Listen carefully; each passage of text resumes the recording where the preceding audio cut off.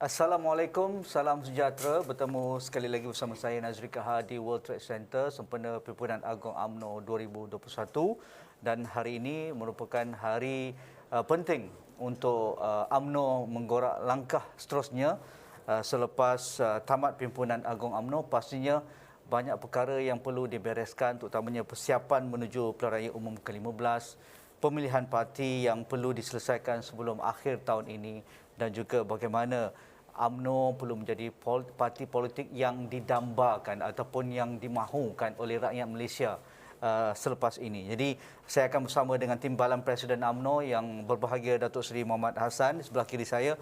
Tok Mat, terima kasih kerana sudi bersama kami di Esrawani dalam kesibukan Perhimpunan Agong UMNO 2021. Tetapi saya rasa selepas ucapan perasmian tiga sayap pada malam kemarin berkaitan dengan ucapan perasmian tersebut, Tok Mat melontarkan satu perkara yang amat besar, bahawa UMNO sudah bersedia untuk mengemudi Parti Barisan Nasional berhadapan dengan pilihan raya umum ke-15. Tetapi apabila ucapan dasar Presiden, beliau mengatakan terpulanglah pada pihak Kabinet untuk menasihati Yang Bertuan Agong, dan kita menghormati perkara tersebut. Tetapi kalau ikutkan, inilah masanya.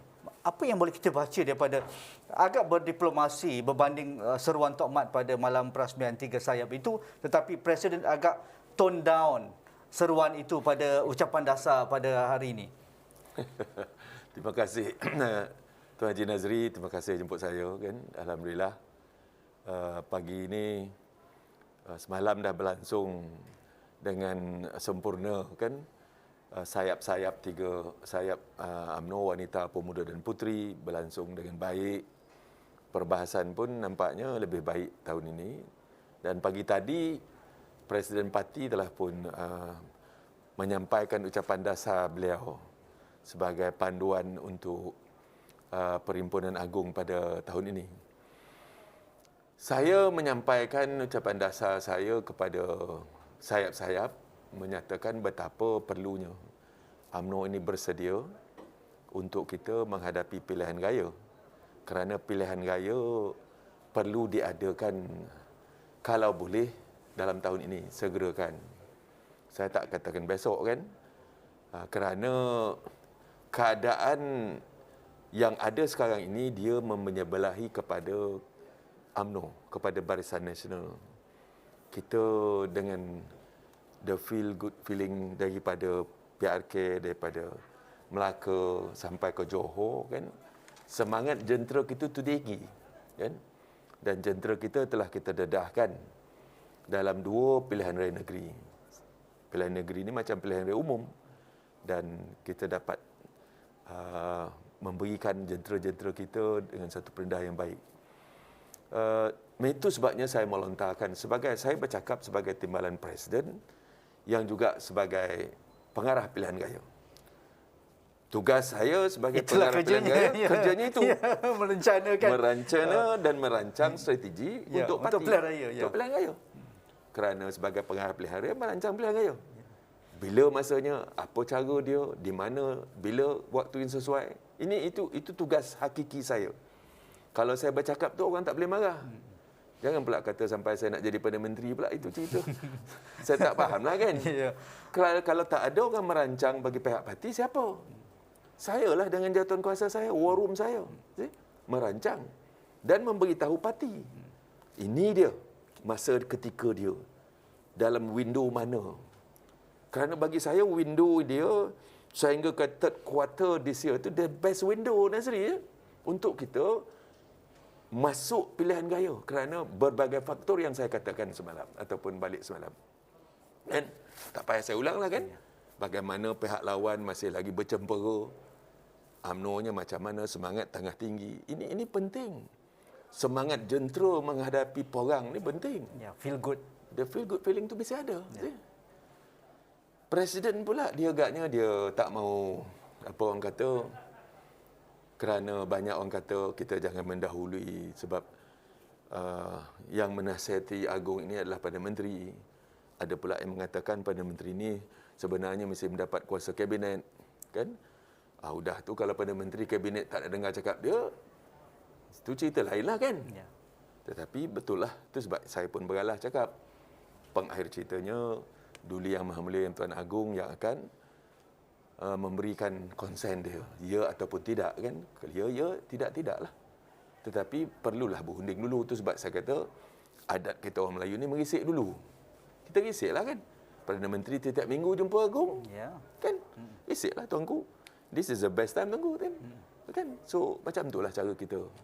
Bukan secara abrupt terus minta pandangan tuanku ataupun tuanku punya konsen. InsyaAllah, tapi banyak orang kata yang kelirulah. Tak tahulah di mana kelirunya saya. Saya bercakap kalau baca teks saya katakan prestasi menteri-menteri UMNO baik. Tapi as a whole the government, sebab kerajaan ini bukan kerajaan UMNO. Ya.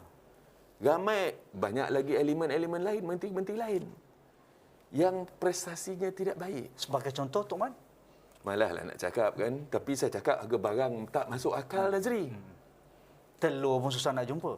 Susah tak jumpa, harganya tinggi. Terdapatnya pencatutan dan macam-macam barang tak ada, Nazri.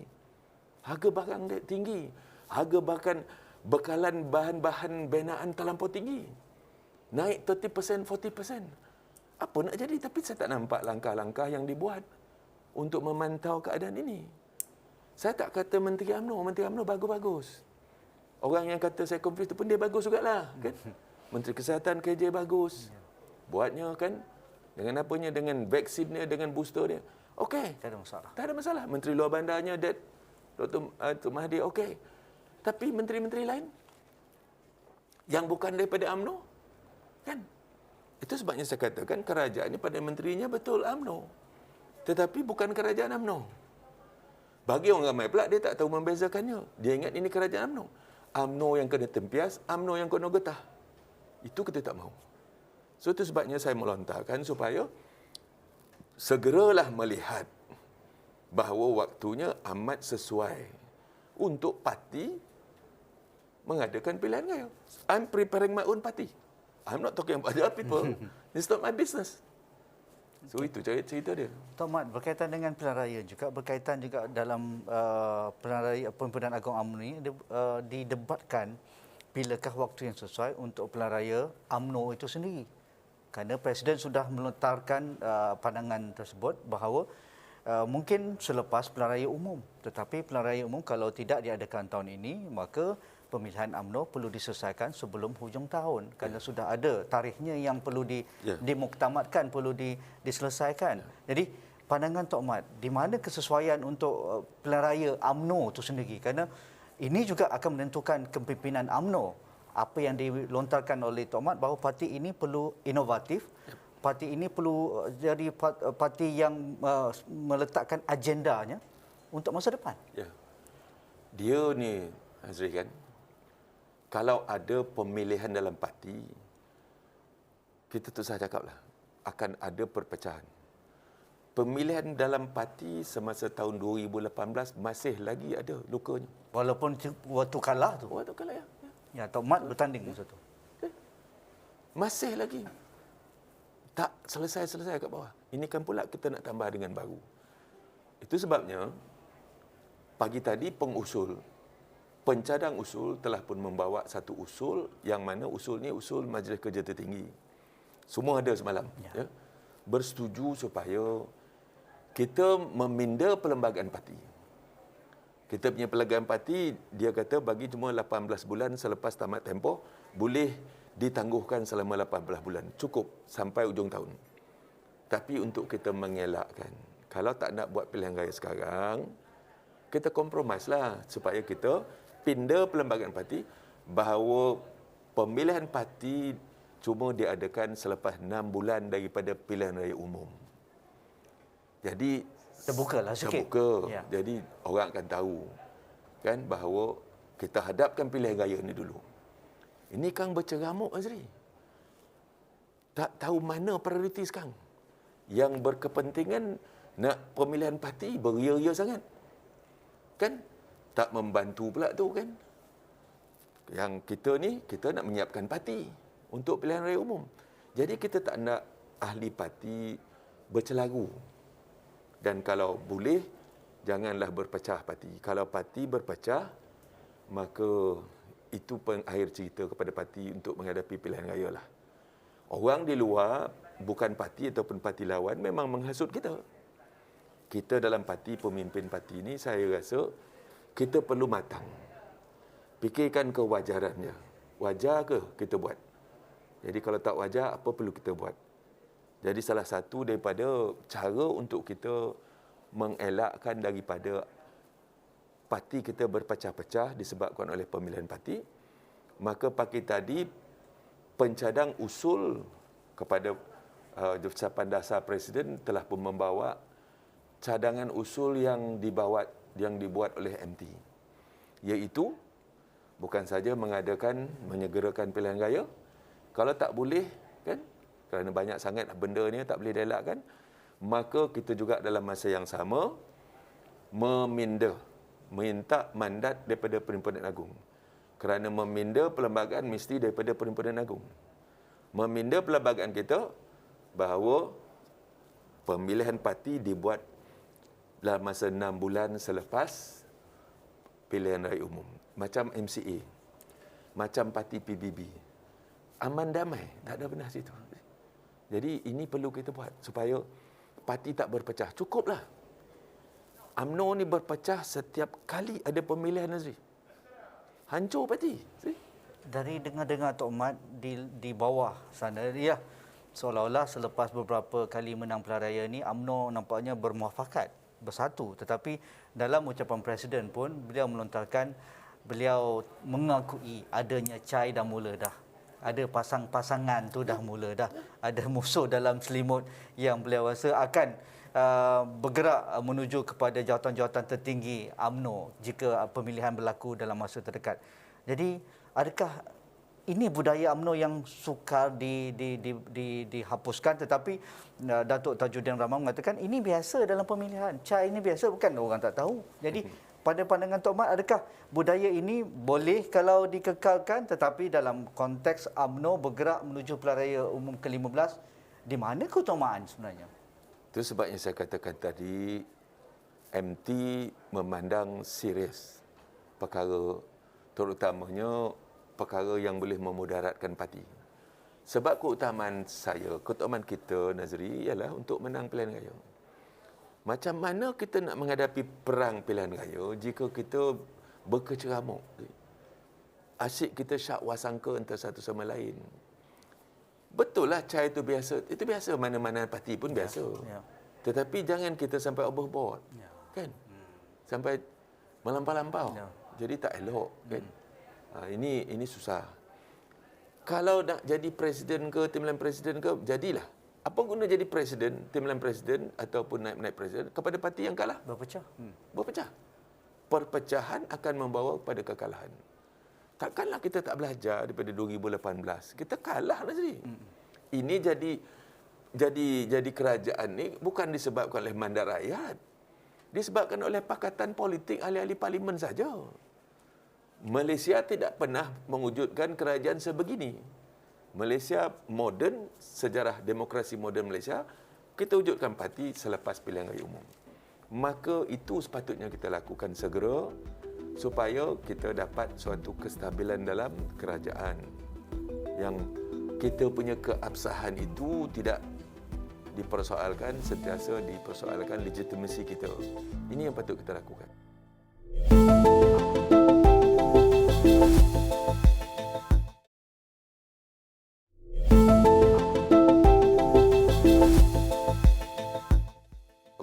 Tok Mat melontarkan satu idea yang besar ketika ucapan perasmian sayap, iaitu a common agenda for a common future. Ini saya rasa tidak disentuh dan tidak diangkat besar oleh media. Tapi kami di awal ini mengangkat ini satu benda yang besar, dilontarkan dengan begitu berisi sekali berkaitan bagaimana UMNO perlu ada visi yang konkret menawarkan kepada rakyat. Boleh Tok Mat terangkan lagi?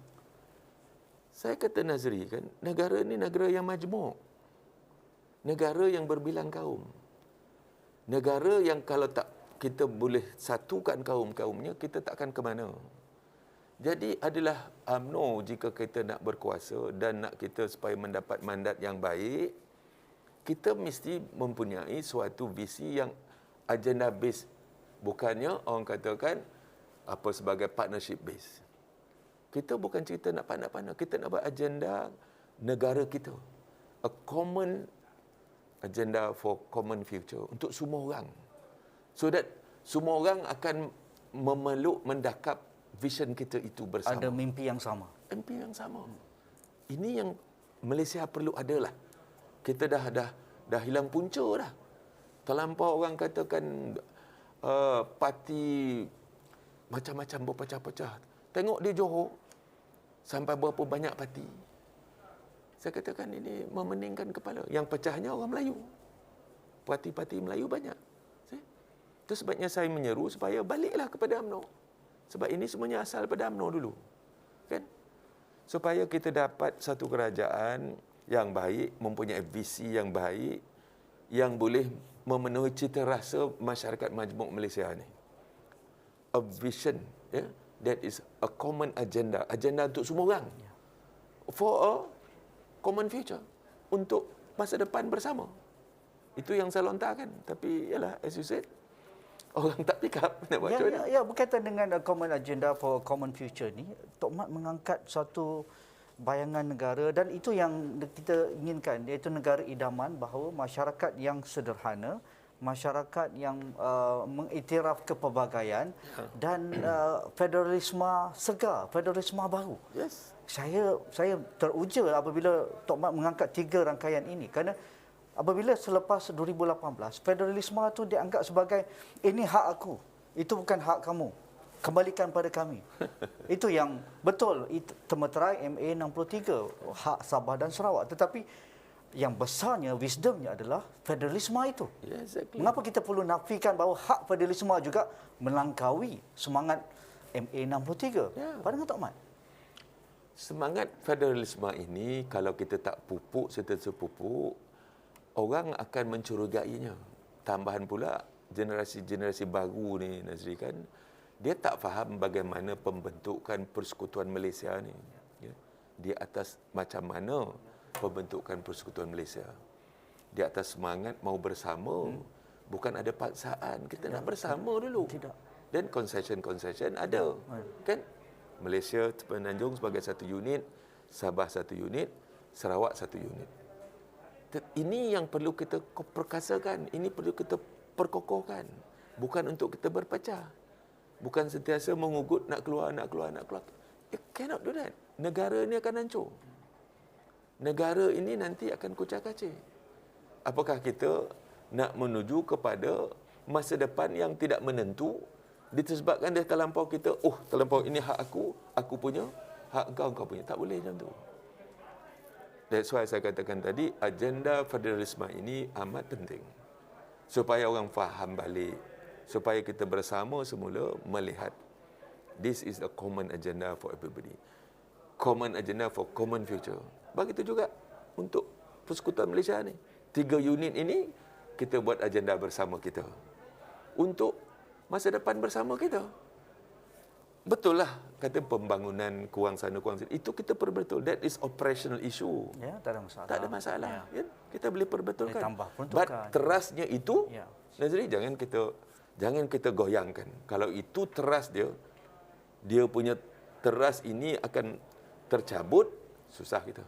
Okey, berkaitan dengan reformasi institusi, Tok Mat juga melontarkan dan disahut dalam ucapan Presiden pagi tadi, iaitu antaranya berkaitan dengan pendanaan politik, Akta Anti Lompat Parti dan juga bagaimana UMNO menjuarai isu separation of power. Jadi dalam hal ini di mana Tok Mat membawa naratif ini untuk menggamit anak muda. Kerana ialah kalau pendanaan politik itu tidak dijadikan sebagai satu akta yang jelas, kita tidak mahu isu-isu yang sebelum ini membelenggu UMNO akan menjadi satu perkara yang menjadi satu yang common. Membiaya parti politik yang tanpa had jumlah perbelanjaan dan juga kemasukan ke akaun-akaun tertentu dan sebagainya, Tok Mat. Itulah jadinya. Ya, itulah jadinya. Jadi orang kata apa ni? Tapi kalau ada akta perdanaan politik, political fund kita senang boleh diaudit. orang nak menderma dengan kita pun Boleh iklan, tahu, boleh bagi. Tak ada Boleh masalah. bagi, because it's all transparent above board. Kan? Ini sekarang ni ambil bawah sana bawah sini. Itu yang tak betul tu. Cannot. Bila orang nak declare kan dah susah. Tapi kalau dah diaktakan, senang kita. Semua orang parti ada. Legalize kan? Legalize kan. Jadi tak itu yang UMNO buat. Tapi UMNO dah lama minta ni. DAP dulu yang menolak. UMNO sejak kita zaman Barisan Nasional memerintah dulu, BN dah nak cuba bawa ke Parlimen. Pada ketika itu, parti DAP yang menolak. Dia kata tak payah. Okay? So now saya sebagai pandangan baru, kita pun bincang, kita punya kluster institutional reform kita ataupun yang diketuai oleh Datuk Azalina, kita buat. Kita hantar pada kerajaan untuk anti lompat parti recall sistem kita, dan kita tambah lagi semalam supaya kita katakan ini memang selalu kita minta supaya kita asingkanlah kuasa pendakwaan dengan kuasa AG. AG ini sebagai penasihat. AG menasihat Perdana Menteri, menasihat Kabinet dan menasihat Yang Bertuan Agong, menasihat kerajaan. Solicitor General akan menjadi pendakwa raya. Jadi kalau kita pisahkan, jadi jelas tugas masing-masing. Kadang-kadang sebagai AG, dia juga nak menjadi sebagai pendakwa raya, ada konflik-konflik yang kadang-kadang dia tak dapat untuk dia orang katakan pisahkan. Jadi susah. Sebagai kalau AG yang tidak menjadi sebagai pendakwa raya, boleh lantik seorang ahli parlimen menjadi AG. Itu biasa di negara lain. Tetapi Solicitor General is a professional yang menjadi pendakwa raya. Kan? Ini tak, AG juga pendakwa raya, AG juga penasihat. Jadi kadang-kadang bercanggah-canggah, susah kita. Tidak ada orang kata yang pemisah yang jelas antara dua tugas ini. Sebab dua tugas ini besar. Ya. AG is the most powerful person in this country, you know. Dia boleh kata dia dakwa orang, dia boleh kata tak boleh dakwa orang. Dia boleh juga menggugurkan pendakwaan. So, kena tengoklah macam mana. Ya. Tomat, akhir sekali. Tomat pasti akan berada di Rembau untuk pilihan raya umum ke-15? Macam ni lah Nazir. Macam ni lah. Saya menobang, saya menobel, saya membajak, saya menyamai. Semua dah buat dah ni. Saya apa yang lagi? Takkan saya tak boleh tuai kan? Kena tuai lah. Inilah masuk yang paling sesuai. Kena tuai. Saya tak akan menuai di lopak orang. Yalah. Ponet kita tempat sendiri. Ponet kan. Kita menuai di bendang kita sendiri. Ya. Kan? Tetapi persefahaman dengan adik kita. Timbalan pun kono jugalah. Kita tengoklah tempat yang amat sesuai untuk dia. Mana dia boleh tuai baru, boleh tuai kan. Tapi jangan menuai di lopak orang. Jangan menuai di bendang orang. Jangan menuai juga di lalang yang jahat juga. Gatal. Okey, terima kasih Tomat. Terima kasih. Sama-sama. Yang berbahagia Datuk Seri Muhammad Hassan, Timbalan Presiden. Saya biasa bergurau, minta maaf malam saya bergurau ujung sikit dengan Tomat. Datuk Seri Muhammad Hassan, Timbalan Presiden UMNO sempena Perpimpinan Agong UMNO 2021, dan pastinya apa yang diperkatakan itu valid dan perlu kita ingat bersama, dan perlu fikirkan bagaimana UMNO perlu bergerak ke hadapan dengan naratif yang sudah pun dilontarkan, sudah pun disahut oleh perwakilan sepanjang 3 hari 4 hari mereka berkampung di WTC ini. Sekian saja, saya Nazrika, insya-Allah kita jumpa lagi. Terima kasih.